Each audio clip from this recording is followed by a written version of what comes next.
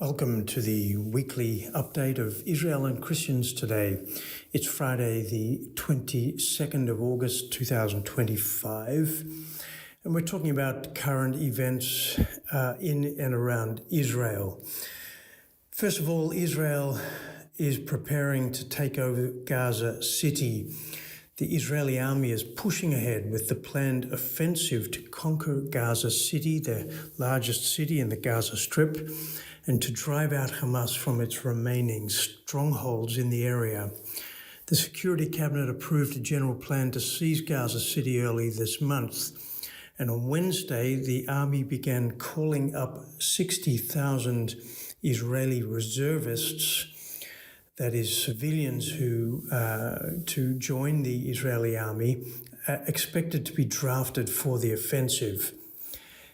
The planned offensive is expected to force up to 1 million Palestinian civilians in Gaza City and its environs to flee south. It has sparked a major international outcry, with governments and humanitarian groups warning of potentially disastrous consequences for Gaza civilians, noting widespread malnutrition that has recently worsened significantly amid the 22-month war. The IDF has said that hospital infrastructures in the southern Gaza Strip are being adapted for the absorption of the sick and wounded, alongside an increased entry of necessary medical equipment in accordance with the requests of the international aid organizations. But Israel will be under a massive international scrutiny as this campaign rolls out. Now, earlier this week, Hamas announced it was willing to agree terms of an agreement with Israel along the lines of a deal that Israel had demanded several weeks ago. So Hamas is coming back on its rejection of Israel's earlier offers. However, Israel now, through Prime Minister Netanyahu, has indicated that he's not interested in the deal anymore, which would pause fighting for 16 days and see around half of the hostages freed, with talks then held regarding the remaining hostages, as well as an end to the war. Netanyahu has said Israel will now only accept a comprehensive deal to free all the hostages. In further developments in the region, of course, lies and misinformation about humanitarian aid in Gaza abound. Now, under Article 23 of the Fourth Geneva Convention, parties are required to allow the passage of essential goods intended for civilians in a conflict situation. However, Article 23 also allows those parties to impose conditions to ensure that aid does not benefit hostile actors. And to fulfill its obligations under Article 23, Israel, which continues to claim, and supported by evidence, that Hamas is manipulating the aid that comes into Gaza, Israel instead facilitated the operations of the Gaza Humanitarian Foundation, GHF, a civilian-led initiative supported by the United States and focused on delivering aid directly to the Palestinian population. The GHF model, supported logistically by the IDF but independent in mission and governance, attempts to reconcile humanitarian imperatives with operational security.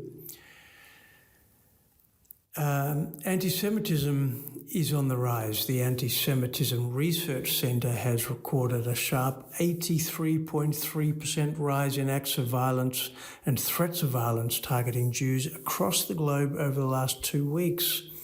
Notable examples from the past week included an attack on a Jewish family in Vienna, Austria, by an Uber driver, and an incident in Montreal, Canada, where a man wearing a robe and a keffiyeh accosted an Orthodox Jewish passerby, shouting, "We will kill you, all pigs."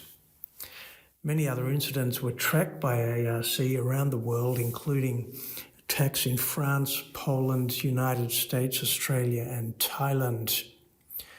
Finally, on the lawfare front, the US State Department has imposed sanctions on Wednesday on 4 officials at the International Criminal Court in The Hague over its support of investigations of US conduct in Afghanistan, as well as arrest warrants issued by the ICC for Israeli Prime Minister Benjamin Netanyahu and his former Defense Minister Yoav Gallant.